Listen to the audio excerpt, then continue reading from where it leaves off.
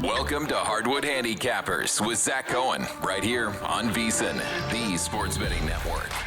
This is Zachary Cohen, VSiN.com senior editor with another episode of Hardwood Handicappers. This is for Tuesday, February 17th, and we're going to be diving in to the Eastern Conference, kind of looking at where teams stand in kind of the pecking order of like being contenders to win this conference or potentially go on to win the NBA Finals. In the case of maybe a few of these teams, not many, but it's been a strange season in the East. I think predictably, we all kind of thought that this was going to be a very down year in the conference. And I think that we've seen some of that so far with some, new teams kind of sneaking into the conversation like the Charlotte Hornets and Toronto Raptors, but then also some teams kind of playing down below expectations. But I do want to just kind of like start with kind of tiering where I believe that these teams are right now. And I think that where I would say based off the first half of this season or pre-All-Star break, it's a little bit more than just half. I think that the surefire contenders in the East that could actually go on to win the conference and represent the East in the NBA Finals are the Cleveland Cavaliers, the New York Knicks, the Detroit Pistons, the Boston Celtics. I kind of have those teams in order of where I think that they are. I think that the Cavaliers are the best team in the East. I'll talk a little bit about them kind of specifically first. I have the Knicks number 2, Pistons 3, Celtics 4. I think that where there can be some kind of juggling moving forward is that if Tatum does come back soon, which I personally think he's going to, I think Boston leaps Detroit and ends up kind of right on a level playing field with New York. I think all three teams, like I think the Celtics with Tatum can like easily go on to win. I think the Pistons have a shot. I would give them the worst shot of that top group. And then the only other team that I have like in a tier right below those where it's like, I think that they can win, but would say that they probably won't, is the Philadelphia 76ers. They're out there 12-1. And I guess what I'll say about the 76ers, because I don't want to talk about them too much, is like, it's just a gamble on health. Like we talked a lot about some like player awards at on Monday's show and talked about like what availability means for those awards. And I think that it's kind of the same with this Philly team where it's like other teams don't quite have the uncertainty with the like kind of health of their players moving forward and the availability that they'll have come postseason time, because the 76ers best player is Joel Embiid, who at any moment can deal with, swelling in his knee that keeps him out for the entire year. Like I know he's talked a lot about, one of the trainers there has gotten him back on track and, did wonders for his body and gotten him to a place that he never thought he'd maybe be again. And that no one else in the organization really believed in him. And we've seen it. Like, honestly, Embiid this year, at least offensively, has looked a lot like the player he's been in the past. Sorry if you're hearing noises outside. I'm in New York City, loudest place on earth. But Embiid is a player that, like, defensively, he's looked a bit slower. But overall, it's been way healthier, way better. And I just kind of think that if he's healthy in the postseason and Paul George comes back from his suspension, ready to go, ready to contribute, this is a team that, like, of all of the teams that are in the top 4, are not in the top 4. Hopefully that was loud enough. I believe they're the one that's most likely to win multiple playoff series. And if they do get to the Eastern Conference Finals, they'd have a shot against anyone as long as everybody's on the court. Like I really think the 76ers, they look good on paper. They kind of look the part when they're healthy. And while I do think that there are 4 teams that are better than them, definitely not in a place where I can rule any of them out. And I would say the teams that are kind of, in the mix, but on the outside looking in, Orlando Magic, Charlotte Hornets, Toronto Raptors. I think those are the 3 other teams in the East, the next 3 best teams, but I don't really view them as title contenders. I think for the Magic, it's the most disappointing because I think that when we saw them go out and acquire Desmond Bane, there was some thought that they could potentially go on to make the NBA Finals. And I was definitely in that, I thought they could do it. Like I thought that there was a group of 3-4 teams that could do it. I thought the Magic were one of them. And I guess I shouldn't completely rule it out, but it's just so unlikely given that like we just never see Paolo Banchero and Franz Wagner on the court together. There's always an injury that keeps the 2 of them from playing together. And then you kind of throw in the fact that Jalen Suggs is really never healthy. It's just a team that you can't rely on right now. I mean, they're 28-1. So like you're getting a pretty decent number on a team that is talented, but I haven't seen enough this season from Orlando that suggests that they can really be a threat to win a conference. That just seems like a stretch.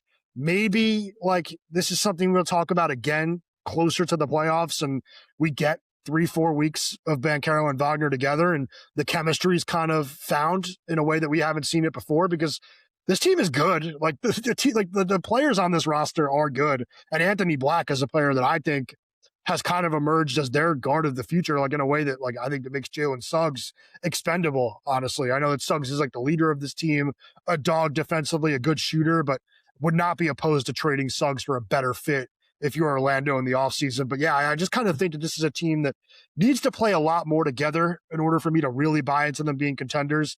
So that's why I have them on the outside right now. The Hornets, I only included them in this group, even though they are like, barely even in the play-in right now, because like I've said before on this podcast, they have been probably the fourth best team in the Eastern Conference, maybe third over the last like 2 months now. And the talent's great. When the team is healthy, they're great. When they have their starting five of LaMelo Ball, Con Knipple, Miles Bridges, Brandon Miller, Moussa Diabate, like they're as good as anyone. But they have quite the hole that they need to dig out of in order to even get into the top six. And if they don't have home court advantage, I don't see them winning their first round series. So kind of think that they're on the outside looking in this season, but like you should be thrilled if you're a Hornets fan, like looking forward to next year, because you probably start the year in the top 5 or so in terms of Eastern Conference odds to win the final, make the finals. So a team that's like there, but because of the slow starts of the year, they're really not. But it's a really good team, really exciting team that plays the right way and is only going to get better. So the only reason they're not here is because of what we saw in the first portion of the season. Little too much, work to be done in order to kind of give yourself an advantage in the playoffs. And like also it will be the first playoff series for a lot of these guys going against experienced teams. So I would say it's going to be really tough for Charlotte to actually get that done. And then the Raptors, 45-1. I still wouldn't do it anymore. Like this is a team that I bought into before the season as like a team to go over their win total, and they're going to get there. I think, like assuming decent health the rest of the season, they're going to get there. But you almost have to listen to like what Toronto themselves are telling you when like they're going out trying to trade for, potentially Trae Young in the Ja Morant conversation, looking to upgrade the center position. It's clear that the Raptors themselves think that they have holes. And when you watch them, there's a lot to like. I think that Darko Rajakovic has proven himself to be a great coach in this league. I think that the defensive infrastructure for this team is great, even with some players that aren't great defensively. I think that Rajakovic has gotten them to kind of be a team you could count on to kind of show up and guard every night, which I think is really impressive. Like I said, given some of the players in these team, like Barrett, Ingram, those guys are not supposed to be great defenders. So it's been really impressive to watch them guard. But I still think that there's some work to be done in terms of adding like shot makers and just improving the center spot where Pirtle's been unhealthy and a little disappointing given his cap number. There's just a little bit they need to do in the offseason and kind of like retool in order to get in this conversation. I wouldn't doubt they could do it. Like I'm really impressed with Rajakovic. I think that some of the pieces on this team make a lot of sense, but there's going to need to be some tweaks in order for them to kind of get into that next tier. And that tier, like I said, I think it kind of starts with the Cavaliers.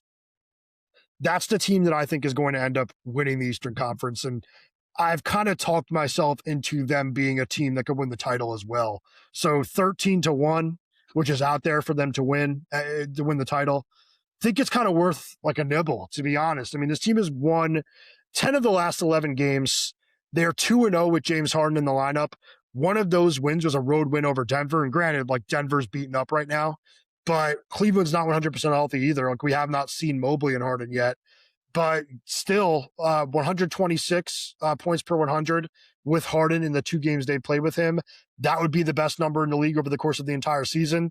I think that this team matches up really well with the other teams in the Eastern Conference, just because I do think that the firepower in the backcourt with, Harden and Donovan Mitchell is just crazy. Like what those two can do in terms of creating shots for themselves, but then also just making life easy on the bigs, like on Mobley and Jarrett Allen, for those two guys to just kind of finish plays in pick and roll situations or dump offs, whatever it may be, lobs. Like they are going to make both of those guys a heck of a lot better together. And I think that Jalen Tyson is the perfect starting 3 for this team as a guy that, does guard multiple spots, can create offense for himself, can knock down open threes. Like he has been a revelation for them in his second year in the league and somebody that made DeAndre Hunter very expendable. I mean, Hunter was not playing all that well, but like seeing the way that Tyson was able to play the first half of the year, it was just very clear that like moving forward for Cleveland in kind of the post Mitchell and Harden like version of this team, you could go forward with Tyson and Mobley and be really happy about kind of where things stand, big picture for the Cavaliers in the future. That will all change eventually, especially if like LeBron James ends up trying to play for this Cleveland team again. But I just absolutely love this starting five. And I love the kind of mix you have between like offense first in the backcourt, but then like defense first in the front court, where it's like those two guys are back there to just kind of clean up all the mistakes that happen in front of them, like something that Rudy Gobert has done for such a long time in his career for Donovan Mitchell, what he did with Utah, just always being there to clean up the mess. You have like two of those guys now in Cleveland, and then the three that you have in Tyson, no, like not a liability whatsoever defensively. And just like I said, somebody that can guard multiple spots. You have three really strong defenders, in my opinion, right behind those guys. And like I said, when the Harden-Garland trade was made, Harden's a bad defender, but you do get better size with Harden in the lineup than you did with Garland. And Harden is a player that, like, in the playoffs, he'll be targeted and picked on, but you'll see some possessions here and there where, like, he's fighting when there's a bigger guy trying to post him down or something. Like, it's not going to be easy to score on him one-on-one. And like I said, when it is easy, when they do drive by him, there's going to be guys to kind of clean up the mess. And this is a team that, like, looking forward in terms of like futures and stuff, I've taken them at 6-1 to win the conference. I'm adding 13-1 to win the title. And a big part of that is the fact they're only 1.5 games back from the 2 seed, and they have the 5th easiest strength of schedule remaining in the NBA. And this is a team that even without Mobley, they have a ton of depth. They have the ability to kind of like rattle off regular season wins. Like we've just seen it, 10-11. I think that that's not a fluke. I think we're going to see this team play some awesome basketball the rest of the season. And then the reason that I kind of view them as a title contender is that I really like the way that they match up with Oklahoma City. And I think that like Denver would be a completely different problem for them. I know that they just won in Denver the other day. I do think that Joker would potentially just kind of dominate just with his sheer size around the rim against, you know, Mobley and Allen, who are both great defenders, but kind of lacking in strength. I think that he would really just kind of move them around easily. And if they overplay it all, he'd be kicking out to open shooters in a way that, like, I don't think OKC would be able to. But that's kind of like, I do think OKC probably the most likely of the teams in the Western Conference to make the NBA Finals. And that's kind of why I think you need to think a little bit down the road to what a Cavaliers Thunder, you know, playoff series would look like. And then in that series, the reason that I kind of think that this team would be good is because I do think that, like, one of the problems with the Cleveland team right now is that the double big lineup can be a little bit tough to have in the playoffs when there's like a very mobile 4 on the opposing team that could just kind of beat you off the dribble, beat one of those bigs off the dribble. Or you're playing a team that could just shoot the lights out, and any slow closeouts are like something that you have to pay for every single time down the floor.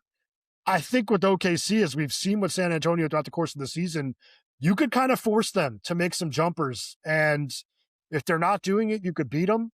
That's kind of the way that, like, I see that series going, is if it's just going to kind of come down to whether or not OKC is knocking down threes.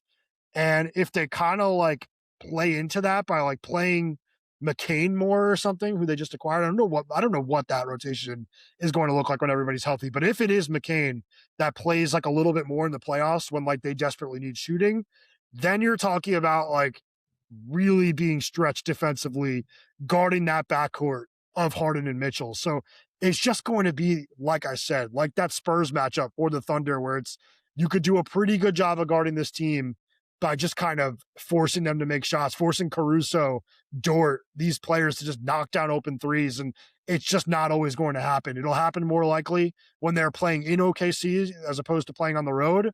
And it might happen 4 times in 7 series. That's why the OKC Thunder are, you know, the favorites to win the title, but would not be a foregone conclusion the way that I kind of thought it would be heading into kind of like this portion of the year. Like I kind of looked at the Eastern Conference and the NBA title as completely different things, where the teams in the East are competing for like a completely different goal than the teams in the West.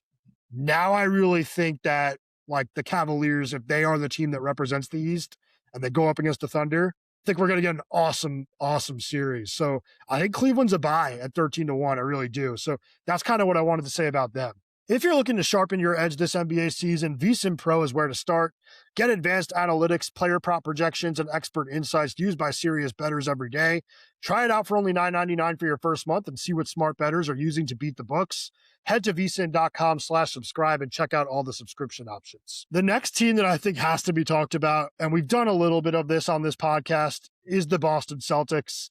And the reason you have to do it is because of Jayson Tatum. And Tatum continues to kind of say that he's not sure he's going to come back this season, but like all of the signs say that he will be back. Like he is practicing, he's playing 5-on-5s with G League players, not just coaches anymore. Like he's actually going out there with like NBA caliber athletes, seeing what he can do offensively, seeing if he could guard them. And I thought that the move to acquire Nikola Vucevic was definitely like the type of win now move you make. When you are, expecting the return of a superstar. So I just kind of think we're going to see Tatum out there. And what would that do for the Celtics in the long term? I said it before. I think it helps them leap above the Pistons. I don't want to sound like I'm beating up on Detroit, but I think that even the most optimistic Detroit fan would tell you that like they're missing a little bit of something offensively. And it's not something that they got at the deadline. Like I really like Kevin Huerter. It's another 3-point shooter. Makes them a little bit more like last year's team where you like had Malik Beasley, you had Tim Hardaway Jr., you had guys that you just absolutely could not leave open. That's what Huerter does. But I think that everybody kind of wanted to see them upgrade the spot that Tobias Harris currently fills at the 4. Go out and get like Lauri Markkanen is the player we talked about early in the year, but Utah has been, it's weird to say so good that they couldn't move on from Lowry because they've been a team that is flirting for one of the top picks, but no Lowry, not available. Maybe they could have gotten like Jaren Jackson Jr., but instead you are talking about the Pistons being stuck with Tobias Harris. And I know you hear a lot from the Pistons about like, they think that they should give this group a crack at it, see what they can do. Then maybe this summer they look into ways to address the roster, but I personally would have just went out and bought and went for it while the East was weak. Now I think you're in a situation where the other teams were already either better than you or more aggressive than you, and you've put yourself in a position where I believe you're the number 4 team in that top tier in the Eastern Conference. So Celtics, I think, leap Detroit. I think that they would have a really good shot in the series against New York just because I do really like Joe Mazzulla. And I think that like Mazzulla is a coach that had a lot of skeptics, maybe even after last year's playoffs. I know that they won a title and like he didn't really get the flowers he deserved. And then last year it was kind of like, oh, why is this team shooting so many threes? Even though that was like the identity of the team. And if they went in, it would have looked completely different. They just were missing a lot of open shots. A lot of people were like, all right, they need backup plans. They need to find ways to score when the shots aren't falling. And this is not the guy that's going to be able to do it. He's proven this year that he can kind of tailor his team to the talent on the roster and make some changes. They're still shooting a ton of threes. They're just kind of shooting better ones, and they're allowing players that do score efficiently in the mid-range to go out and play their games a little bit. Like guys like Jaylen Brown, guys like Peyton Pritchard, they're allowed to go to work a little bit more often than they used to be. And I just kind of think overall, I'm going to trust Mazzulla to figure out this roster and this roster crunch and what this is all going to look like when Tatum comes back. And I know a lot of people are like, you're not getting Jayson Tatum back, like not like the all NBA dude he was before he got hurt. And I don't think that they are either, but 60% of Jayson Tatum is better than Baylor Shireman, better than Sam Hauser, better than Jordan Walsh, who I really like. Like you're getting an improvement on this rotation. You're getting another player that is really dangerous in a playoff series and someone that's going to take pressure off Derek White, Peyton Pritchard, and Jaylen Brown and like make things really easy on all of them to go out and score. Like right now, when you play the Celtics, you can kind of hope that some of the other guys miss shots or just are not ready for the moment. You can say whatever, we can live with like Baylor Shireman or Luka Garza beating us because on the other end of the floor, we're going to absolutely torch them. That's not going to happen with Tatum. Like, even if Tatum is a shell of the player he was the rest of this season, if he's back, he's going to give them some shot making. He's going to give them some size defensively. He's going to give them another rotation piece that is absolutely solidified. You can count on him to play playoff minutes every single night, even not at the highest level. So I just think that this is a team that will move into the conversation even more than they are now, because as of right now, without Tatum, and if Tatum was not coming back this season, I would view Boston as a really good regular season team that doesn't have enough to win the East and get to the finals. This is a team that I would expect to lose the finals if they got there right now, to be honest. But yeah, with Tatum, I expect them to be a team that can win multiple series, and it's just going to be like a few coin flip series. The later we get in the Eastern Conference, that's the reality of it, is it's going to be some coin flips between teams like the Knicks, Celtics, and Pistons. These teams are all very good. Don't think there's a lot of separation between all of them. But yeah, I think that right now, like I said earlier, I had the Cavaliers and the Knicks. Didn't talk a lot about the Knicks. I think that New York is just, you saw it at the NBA Cup. They're so damn good when it becomes like a playoff type of game, a physical game, and like it comes down to just toughness and Jalen Brunson's kind of late game shot making. But the Cat stuff and the Brunson stuff defensively, always there. So it's like against a really good team, there are going to be ways to exploit that duo being out there. And the best of the best in the East, I think, will be able to do it. The Cavaliers and like the Celtics, I think, could definitely do it. I would still have the Knicks over the Pistons in a playoff series. I just kind of would. I really don't know like the best matchup for the Pistons. It's just the type of thing where like it wouldn't shock me if they won a playoff series, but I wouldn't expect it either. Against these teams, I think they'll win their first round matchup against, whoever comes out of the play-in. But after that, it's the type of thing where it's like, I don't care what the odds are going to say. I'm going to probably view them as the underdog in their series, even if they're a betting favorite. And might be a situation like last year with the Rockets where they end up being, a betting favorite, a betting underdog against a team like Golden State and in a really weird spot there. But that's kind of the way I view Detroit right now. I feel bad saying it because I do think the Pistons are awesome.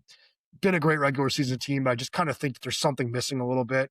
But yeah, I just kind of think that that's the way it is right now. I think that the Cavaliers, Knicks, Pistons, Celtics are at the top. Sixers kind of on the outside looking, maybe I should say, they're the outside looking in, but with a shot. Then the teams that I don't really think have a chance are the Magic, Hornets, and Raptors. We're going to talk a little bit about why. But first, I did want to say, attention to any listeners who are new to VSiN. Signing up for our free daily newsletter is a great way to catch up. Delivered straight to your inbox every morning, VSiN's newsletter offers picks, data, and strategies for the day's betting menu. Sign up for free now at vsin.com/newsletter and start receiving your free newsletter tomorrow morning. That's vsin.com/newsletter. Okay, like I said, if you've been waiting to hear why I don't view certain teams as actual playoff contenders, I'll give it to you. I mean, the Hornets, I talked about it a little. It's the hole that they've dug themselves into. Like, that's a team that I think when they do make their run, their first, true regular postseason run, it'll be when they like get themselves home court advantage, have a crazy crowd to kind of help the young players do things they've never done in the past. But it's not going to be a year where like maybe they sneak in through the play-in and then go on to win the Eastern Conference. I just don't see it. It's like, I love the team. They're awesome. They look like one of the best teams in the Eastern Conference right now. Just asking that team to win multiple playoff series, I don't see it. With the Magic, I talked about it too. I need to see more Banchero, need to see more Franz together.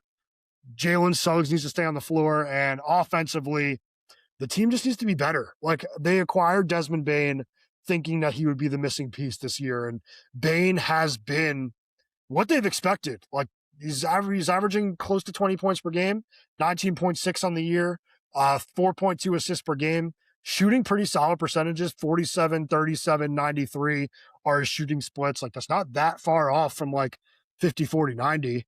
It's been a good year for Bane, but I don't think that they got enough overall floor spacing in the deal. Like, I don't think that the team can shoot enough. That's just really what it comes down to. I think that Bane helped address the problem, kind of, but it's a larger problem. Like, they're going to need either Franz or Banchero to become a much better three-point shooter in the future, or I just don't see this team ever living up to the hype and living up to the kind of roster that we've seen them put together that looks really good on paper and looks like it should be ready to go.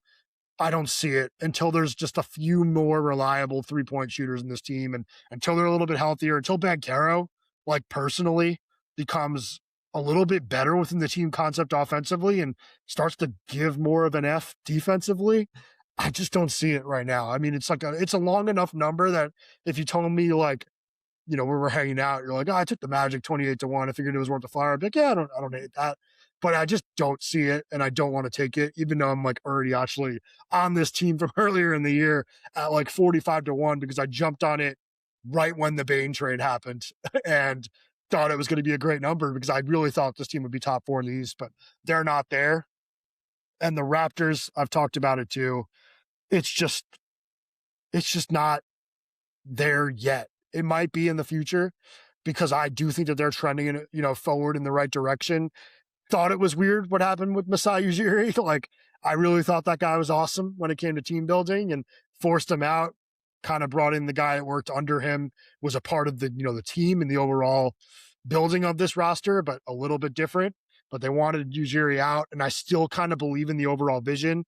I like that they just are kind of throwing length on the floor, hoping that like talent wins out, even if it isn't the perfect fits. But the Raptors, they're going to be a team like the Magic that when you get into the postseason, defenses get a little bit better. The game kind of slows down, becomes a little bit tougher. You need to be able to knock down threes and space the floor out for some of your best scorers. I don't think that they do that well enough right now. So I think this is a team that they head into the offseason with some momentum after having had a good year and gotten back into the playoff picture in the East. But I think they're going to be a little bit too beatable at the moment. And then the last team I keep wanting to talk about in the Eastern Conference, and it's a little bit kind of out there, and I've talked about it the last few shows. So if you've been listening to Hardwood Handicappers a lot, you've heard me do this a lot. But I do think the Milwaukee Bucks, I don't think we've heard the last from them. I guess that's where I stand with them. I just kind of think that there's a really good chance they end up in the play-in tournament, which is like plus 750. And then I think there's a chance that they get one of the 2 spots through the play-in tournament. And making the playoffs for the Bucks right now is out there 25-1. This team has looked way better without Giannis lately. They headed into the All-Star break having won 5 of their last 6 games, with one of those wins being over OKC in OKC. And I know that was a game with no SGA and no J-Dub, but Chet was out there. The Thunder are really deep. That was not a game that the Bucks should have won. They were double-digit underdogs there. They won it outright, and they stayed hot. And there are players that are doing a decent job for this team that you would not have expected, like guys that they've just recently acquired. They signed Cam Thomas, who was cut by Brooklyn and given the opportunity to find a spot where he can play and where he can develop. And Milwaukee already has gotten some good use out of him as a bench scorer. Doc Rivers has already noted that, like, I've coached guys like this before. Lou Williams, hello, like this is a guy that can be one of the best 6 man in the year. And that's what I've always thought was like his floor. I really just don't see like Cam Thomas being out of the league. Just scoring the basketball the way that he can is a gift. And if you can't find a way to make that work, that's on you and your organization. So really curious to see how this continues to go, because I think Doc is flawed as a coach, but like there are kind of things that he's been able to do as kind of an old school coach with an old school mentality, and like reining in a bench scorer absolutely within his wheelhouse. So I think he's going to get Thomas to be a productive rotation player. I think that Ousmane Dieng has looked like awesome for them. Like, it's funny because it's like, this is the type of guy that OKC just swings on the same player draft after draft. If you're like 6'8" to 6'10" and you could handle the ball, guard multiple spots, and show like even a glimmer of hope as a 3-point shooter, they're willing to bring you in and try to develop you. And they did it with Dieng.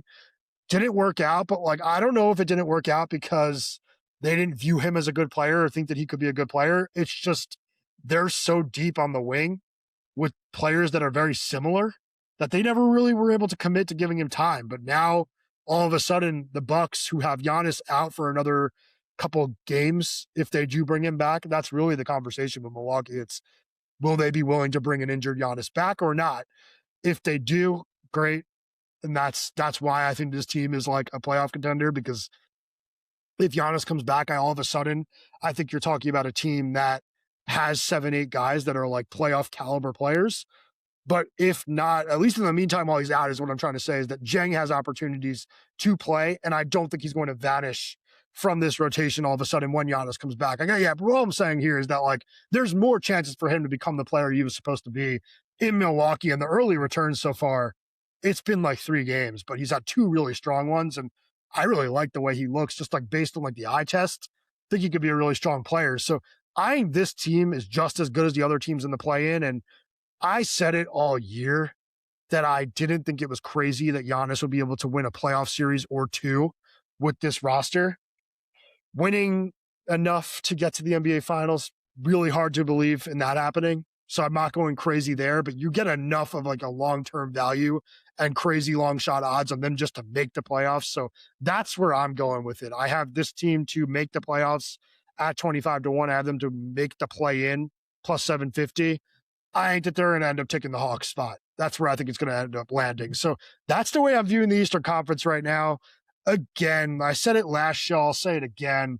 If you have other questions about other teams in the East that I didn't talk about, I'm happy to answer them on Twitter at Betting on X. You want to drop them in the YouTube, go for it. I'll find time to answer. Even if it's not betting related, I'm not really supposed to be doing that, but like I am just a basketball junkie, huge basketball nerd. If you have team questions about like your team that's not in the playoffs and want to know what I think of them, I'll answer you quickly. I don't have a problem doing that. I'm always kind of thinking about the draft because I do a lot of NBA draft work for Real GM, where I'm doing like draft profiles and stuff on some of the lottery picks, some of the sleepers, all of that. So if you want to know who I think your team should draft, some of those players, just shoot me a tweet. I have no problem answering. But yeah, I wanted to talk about some of the contenders, wanted to talk about why some of the teams that I think are probably viewed as close to being contenders are not in that conversation.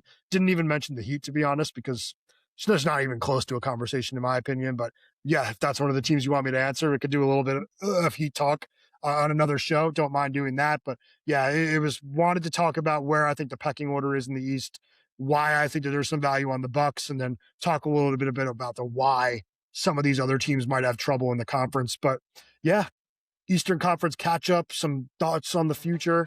Ask me any questions you have to answer, but we're going to do the Western Conference next, and make sure you join me for the next episode of Harvard Handicappers.